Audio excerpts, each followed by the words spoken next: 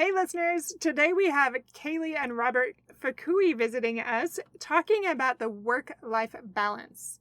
My friends, do you ever find yourself justifying your long hours spent, whether it's in the home or at work or on your own business, and really struggling to connect and prioritize time?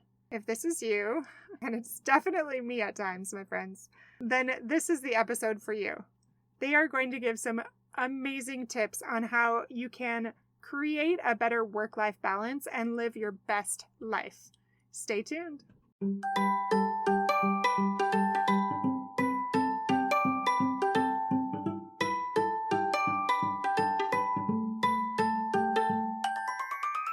Hey parents, welcome to Fulfillment Therapy. Do you want to raise your kids better and have a stronger marriage? Are you up late at night researching marriage and parenting tools and self-care tips? Do you start each day hoping for deeper connections and less chaos, but it ends with family arguments and going 12 different directions again? My name's Kendra, wife, mom, therapist, and growth enthusiast. It wasn't until I discovered how to fulfill my unmet needs that I was finally able to show up as my best self, as a spouse and parent. I realized that by meeting my needs, I could more fully meet the needs of my family with more energy and less resentment. In this podcast, I teach parents skills like boundary setting, prioritizing personal needs, communication, and claiming ownership. Just like my clients, you'll be shocked by the improvement in your marriage, parenting, and personal life when you focus on fulfilling your important unmet needs. Ready to prioritize yourself so you can quit mentally throat punching people? Then grab those earbuds and head outside, and let's walk and talk.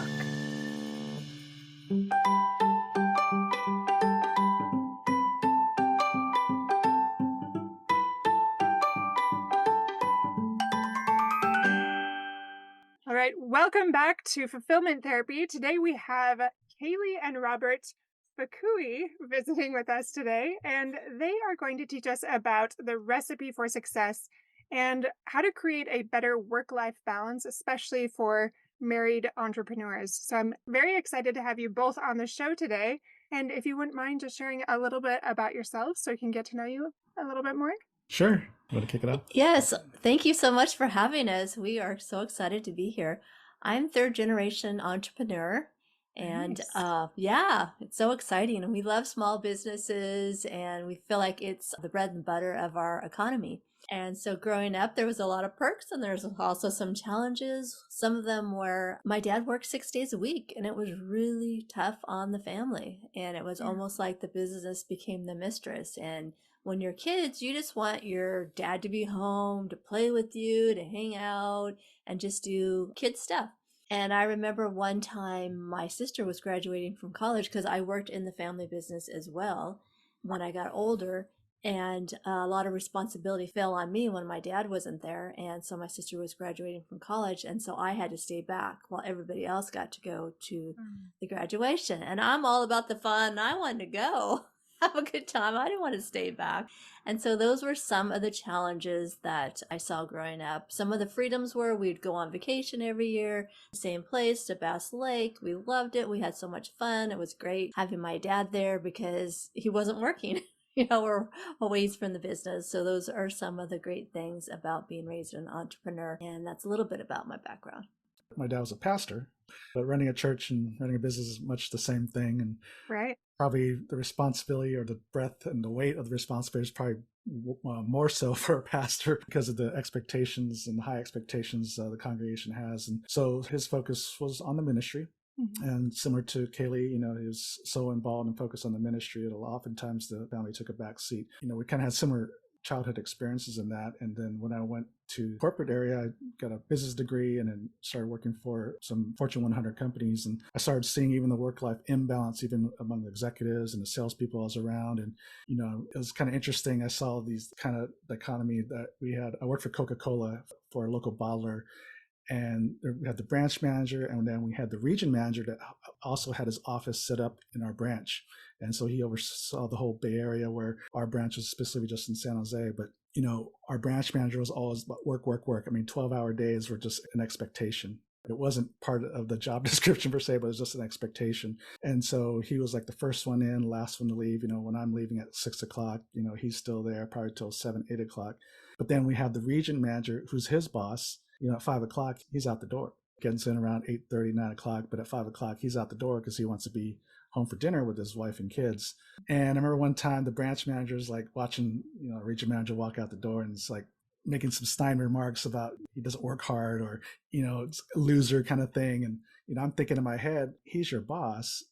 From an achievement standpoint, he's obviously done more than him, right? I mean, that's at least up to this point in the career. And I'm seeing these two different ways of looking at success, basically. Yeah. One is you got to work, life with your wife and kids. And then you have the other one that's clearly more successful, at least from rank, in the same business, but yet he values time with family. And so I said, so you don't have to really work hard all the time. You don't have to just kill it and not have a life. That you can have both, but I think it comes down to the decisions that you make. And so that's what kind of, really opened my eyes that, okay, yes, I want to succeed in my career, money, that kind of stuff, but not at the cost of my relationships. And so clearly there's a different path or better way. And then when we started our own business, kind of fell into that trap that a lot of entrepreneurs do, is to like work, work, work. And I had to take a step back and say, wait a second, there's a different way to do this. And so that's kind of what set us and our consulting practice to do what we do. I'm actually really grateful that you guys did reach out to me, because we were just talking briefly about how you were looking at my website, talking about my business a little bit, but that's something that I haven't learned a lot about yet. And from all the entrepreneurs I interact with, like, that is very much what they do. Actually, Kaylee, I love how you said it. The business became the mistress. Like, it does feel like that. Like, there's such a pull, and you have to be very proactive about making other values more of a priority. Like for me, mine is my family. So I'm doing everything I can right now to work ahead to take off for the majority of the summer so I can be more attentive and with my children. And yet I don't even know if I'll be able to, you know what I mean? Like, it's very hard to stick to those things. So I was curious what things that you guys would recommend. And again, not all of our listeners are not necessarily entrepreneurs. So how could you apply this to kind of anyone with that work-life balance? Because that doesn't have to be an entrepreneur, correct? Correct. Yeah, I've been on both sides, right? The corporate side as well as our own business. So I can see both issues. And the principle still applies to have really experience better work-life balance. One, it's you got to define that between you and your spouse. It's not about how much time you spend on your career, your business, or at home. It's about the quality of time that you spend. Yeah. And so spending 2 hours running your kids around is not quality time, but 15 minutes eye to eye without your phone and without anything going on in your head, and really be intentional about checking in on how they're doing, how can I support you, just really hearing from them, hearing their heart. And kids especially pick it up when your mind's distracted, right? Absolutely. That you're not really present with them. And so that's an example. It's really about the quality of this time you spend at home, not so much about how much. Then there's the choices you make about whether it's your career or your business, about how much time do you want to spend in your business and still succeed. We think that we have to sacrifice our personal life to succeed in even our career because, we're working for somebody else, so we can't really define that for them. I just had coffee last week for one of the early engineers for Earthlink. So if you're old enough, that was the infancy of the modern internet. He was one of the early engineers. Mm-hmm. And when they were recruiting him, he said, I'd love to work for you, but I can only work from 7 to 3. I need to be home because family issues, but also he was volunteering for his church and all that, and he had some things going on. And so they looked at him like, well, you're crazy. Well, this is a startup, number one. And you know how it is with startups, you just work. Right. And he says, measure me by my performance, not by how much time that I put in. And so that's what goes into even a business too. It's all about the outcome and the performance that you do. It's not about how much time you put in, but we think in order to perform, it's more time, and that's not necessarily the case. And I want to say too, whether you're an entrepreneur or not, have weekly meetings, sit down with your spouse and your family, link up your calendars, find out what's going on. Like Robert's going to be doing a lot of speaking engagements. Then we plan that into the calendar, and then we think, okay, so he's going to be done with that in a couple weeks. Let's plan a date night or something we can do, maybe take a day off, switch days around, like say we usually don't work weekends, but maybe work a weekend and take a weekday off, talk about our finances. We check in with each other and give each other an encouraging word, which goes a long way, something that we're thankful for them. And yeah, and we go over our vision together as a couple, as a family, and what's important, where are we going? Are we on track, or are we like way, it's so easy to get sidetracked if you're like me, with all the shininess. Absolutely. And not just shininess, but a lot of our listeners, for example, have several children, and you talk about shiny things or even being pulled different directions. It's hard to stay on that same page and to collaborate with your vision sometimes. And I just love, Kaylee, what you said about making sure that you are taking that intentional time to meet together and to just check in about that vision, about that plan, that schedule. And you said several things that you can do during that meeting, but I think that's fantastic advice. And also, Robert, what you said about measure me by my performance and not necessarily time, I think that's incredible. And it sounds like in that story, he was able to set this boundary different from the cultural norm and really showing people like, hey, you don't have to be a slave to all of this, but you can perform better by having parameters. Mm-hmm. Yeah, even when I was in sales, in pharmaceutical sales, kind of a big mantra from leadership a lot of time is make that one extra sales call, right? Mm-hmm. Which is actually more time. And for me, what I was thinking was, how do I increase my performance with the sales calls that I do? So for example, if you have 10 sales calls, instead of only closing 5 or 50%, what if I close 60%? That's one extra sale in the same amount of time or same amount of sales calls. So that goes to the performance issue. It's like, how do we improve our performance with the time we have versus just putting more time? Absolutely. And when we don't put a boundary on a cap on time, that we're just going to keep working. We don't even know what success looks like because we don't even have a boundary. We just say we'll just put more time in. So when I was kind of transitioning from, trying to do this consulting thing full time and getting away from my corporate job, my sales job, I worked my sales job during the day, and then at night after dinner, I'd work on the consulting. And it got to a point where 2 a.m. bedtimes are pretty common. And so it finally got to a point, I'm like, Kaylee was gracious about it because she felt, it's just first season, I can deal with this, not having my husband, because even though I wasn't working weekends, but I was so exhausted. I was just exhausted. I just wanted to take a nap after I took the dog for a walk on a Saturday morning. And so it got to a point, I'm sitting here at this desk and I'm like, it's 2 a.m. and I'm like, this isn't good. I'm like, what am I doing? I'm falling into the same trap that I'm hearing other entrepreneurs saying, that busy, busy, busy, you just got to put the time in. And I said, where's the line? And I said, okay, what if, and I was literally praying. I was like, okay, how do I do this better? And so I said, okay, how about if I go to bed by 11? What needs to happen to get to bed by 11? So that's 3 hours a night, right? Extra sleep, which is like it's like 15 hours in a week, which is like 2 nights of extra sleep, right? And so what do I need to do to get to bed by 11? So that was my first boundary. And then within that, it forced me to evaluate what were the things I was doing in the business, what was really wasting my time and just busy work versus what was productive work, and really start to pare off the busyness and then focus on the productive work. And once I started doing that, then all of a sudden, not only did the business improve, but I also got my sanity back. I got my rest back. Kaylee got her husband back. And so boundaries is so important, right? I know the work you do, I'm sure the word boundaries come up a lot. And so this is another example of what boundaries look like in business or even your career, is how much time am I going to put into work that keeps my sanity, but still figuring out how can I be more productive in the work. And in corporate job, you can do the same thing, just like I gave the example of that executive for Earthlink, where he defined his boundary on time. And so people think you can't command that or ask those kind of things when you're working for somebody. But if it's not the current job you're in, then maybe there's another one. Actually, I landed into a company that really appreciated work-life balance when I was working in my corporate job. And so I kind of found that, even in the interview process with other companies, I was looking for that to see how they really valued work-life balance. Was it just grinded out, or did they really appreciate that balance of family life and job and career? Absolutely. Like, do those values match too? But I was even thinking as you're talking about this, what was busy work and what was productive work, really getting intentional.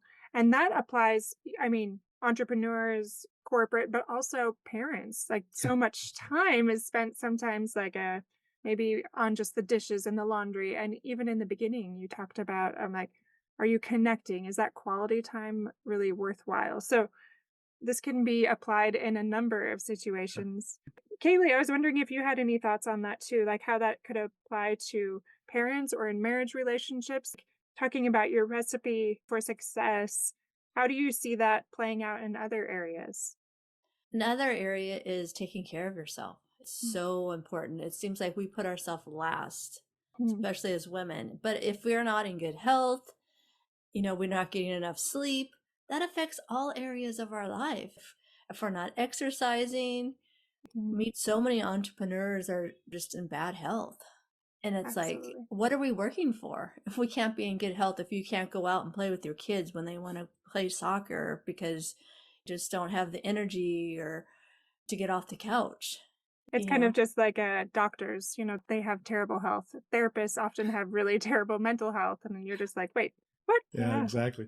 So yeah, and just to kind of set the stage, how we measure our recipe for success is how healthy are you with yourself, your relationships, and your business and your wealth.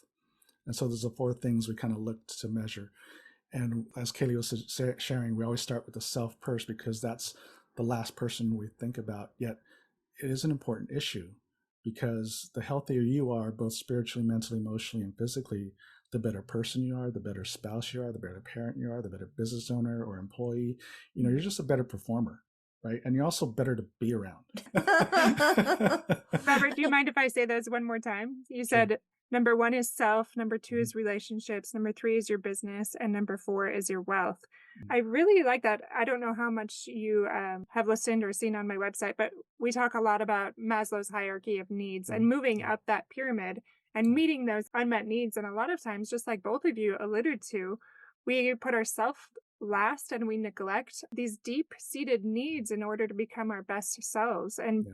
you're essentially saying the same thing that I do. If Mhm. you really want to improve your marriage and your family life, you begin with the only person you can control, which is yourself, right? Absolutely. Mhm. Yeah. Do you mind just speaking a little bit more to those 4 tiers and what that looks like? Yeah, the first thing we talk about or ask the question is what are the bare minimum things you can do to take care of yourself in your Mhm. relationship and in your wealth building and then of course then the business, how do you do it better? But we just ask that question, like what's the daily habit, right, for yourself and your relationships first? Like let's start there because those are the two areas we tend to neglect because it's all usually about their career or making money, right? It's all Mhm. those the business and the wealth issue that gets more attention than the self or the relationship. And so we always ask the question, even for ourselves, like, what's the one thing I can do, or what's the thing I can do on a daily basis to take care of my spiritual, emotional, mental, and physical health? For Kaylee and I, we have our own quiet time in the morning, start with a prayer and then read the word. And then I go for the walk with the dog, make my smoothie, and then I'm ready for the day. And then And I'll then, journal, have right, my own quiet time, and it really Right. sets me up for having a great day. As Yeah. opposed to sometimes, you wake up late, you're running around trying to find something to wear, and I'm all upset because Yeah. can't find what I need and I'm grumpy and I just forgot the word and I'm kind of embarrassed because I love this book. But have either of you read 5 a.m. Club? oh no. no. It's so good. But they essentially talk about these same things, like doing these things in the morning or like first thing is what's going to change the trajectory of your day, but also making these things a priority. Like, oh, something about the hour. Basically like a power hour. You can break it down and have Mhm. some of these for all of it. For me, it takes a couple hours, but yeah, exactly that. By doing these things, that sets the stage for the other things. Putting them in the right order is what I hear you Mhm. guys saying. Yeah, because those things like self and relationship, if it doesn't happen, at least for us, happen Mhm. first thing in the morning, it's probably not going to Right. happen during And the so day. that means I have to go to bed early. I have to be Exactly. intentional, even though a lot of times I'm like, oh, I want to stay up later.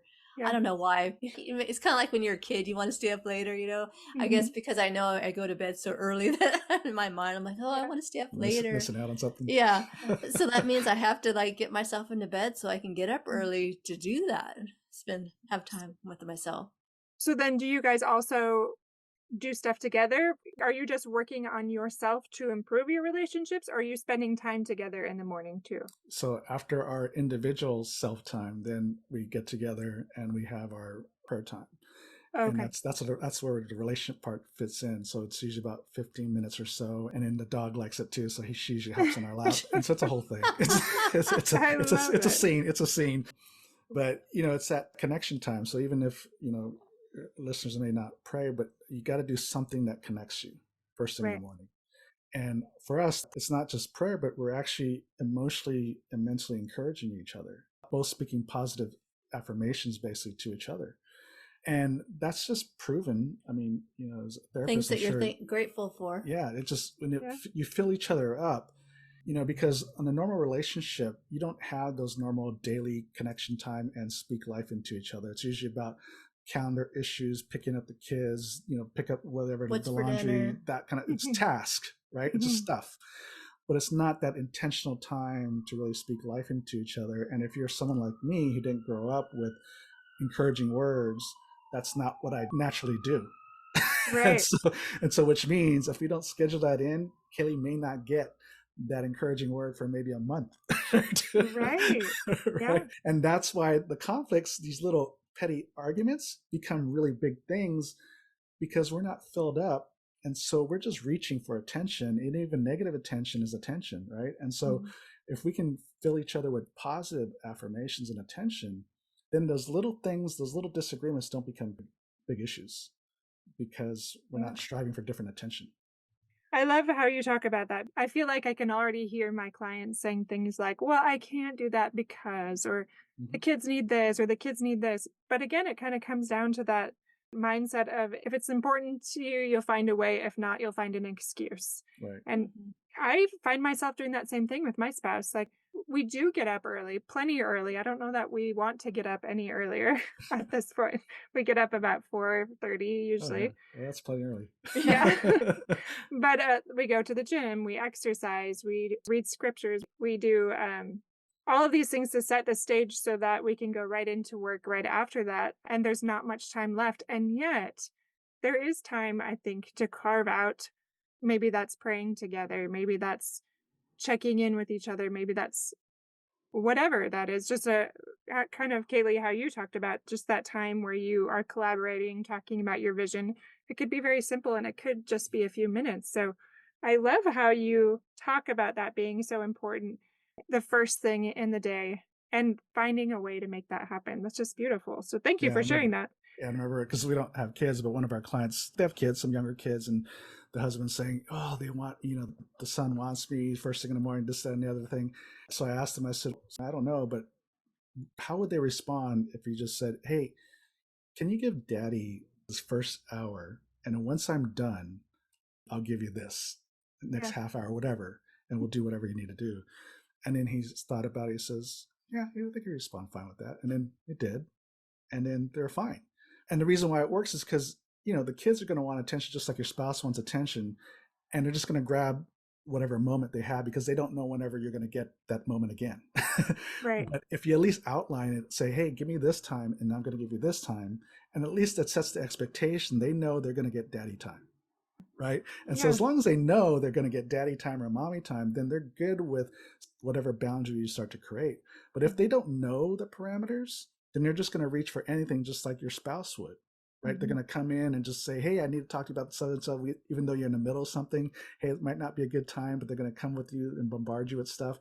But if we say, "Hey, time out, this isn't a good time, but let's talk about this at, 5 o'clock or first thing tomorrow morning," or something, because it's how we work, right? It's like we have something on our mind, but first we check in, is this a good time to talk about it?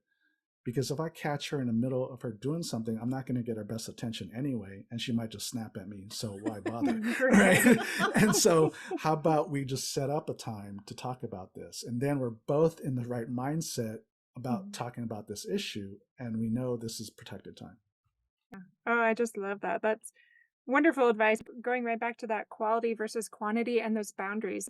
Both of those things seem to have come up quite a bit today.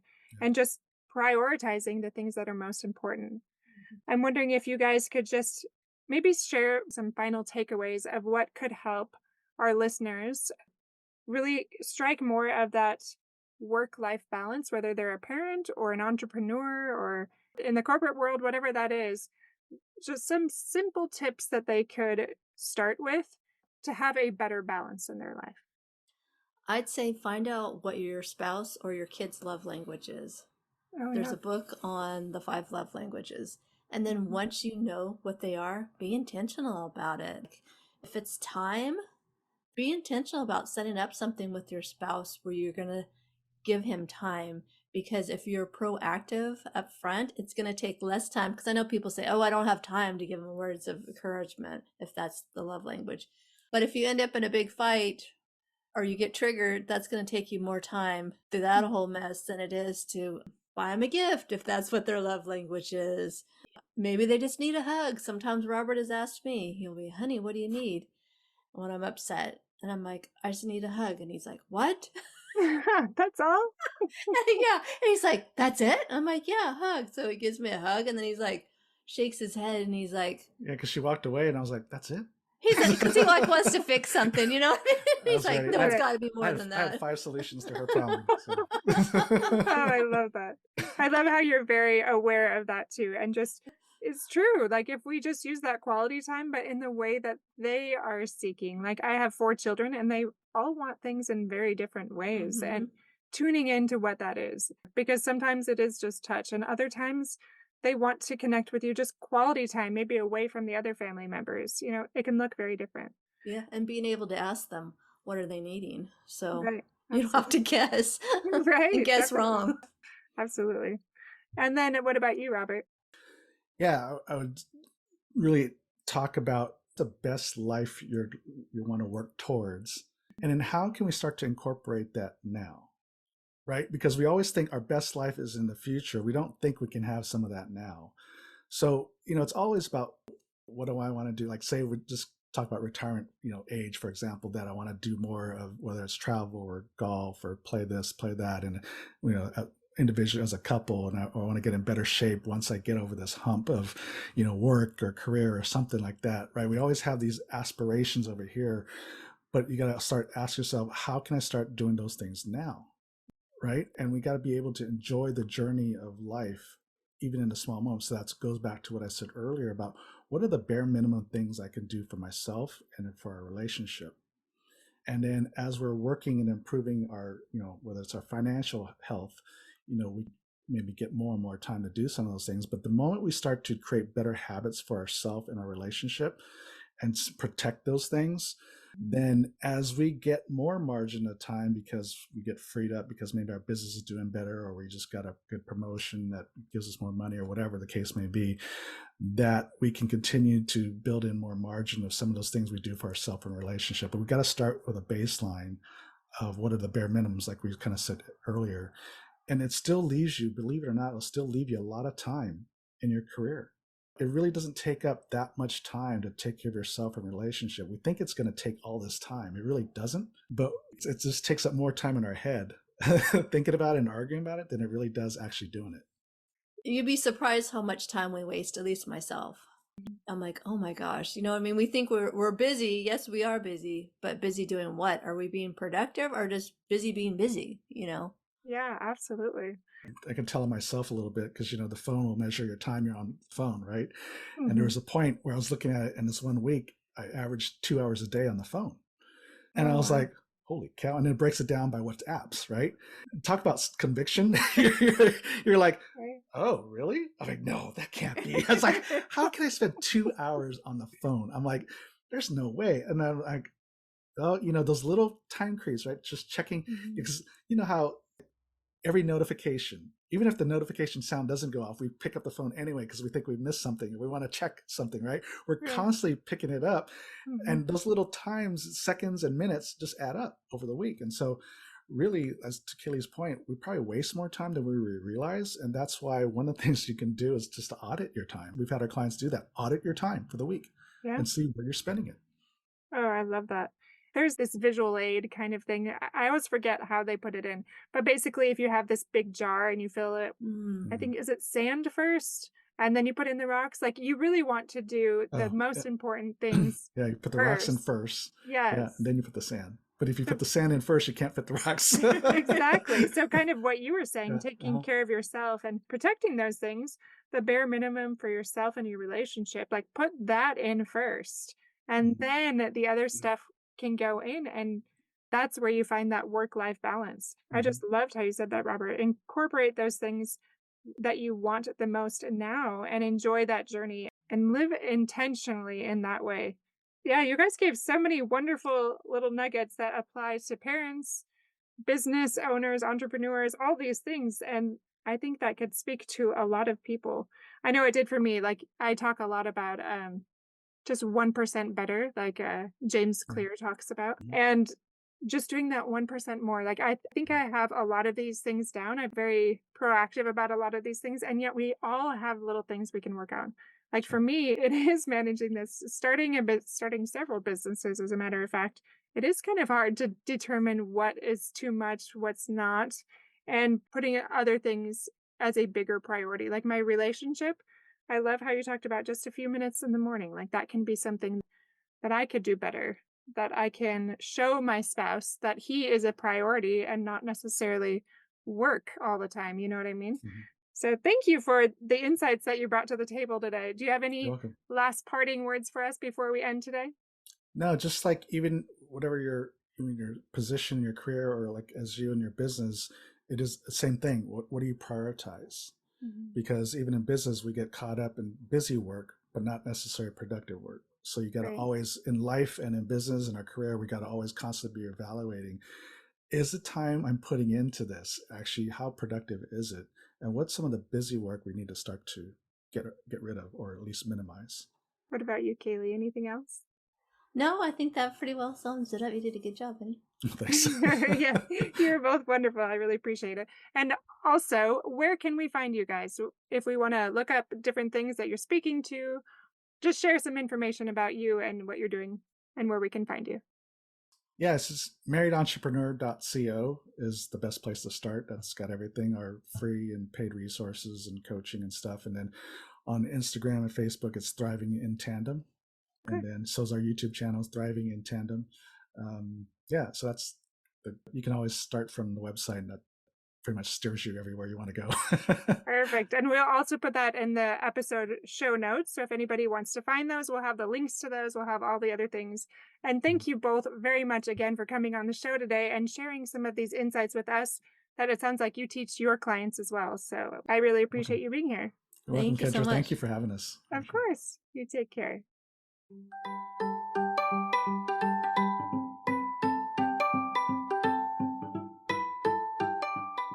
Hey friends, I hope you enjoyed today's episode. If you did, chances are someone else would too. Would you take 30 seconds to share this with a friend who's looking for greater family fulfillment? And while you're sharing, tell me what you think about the show by leaving a review on Apple Podcasts. It refuels me when I hear this podcast is helping you. No matter what your house or your hair looks like, I'll meet you back here every Monday and Thursday morning for more episodes. Until then.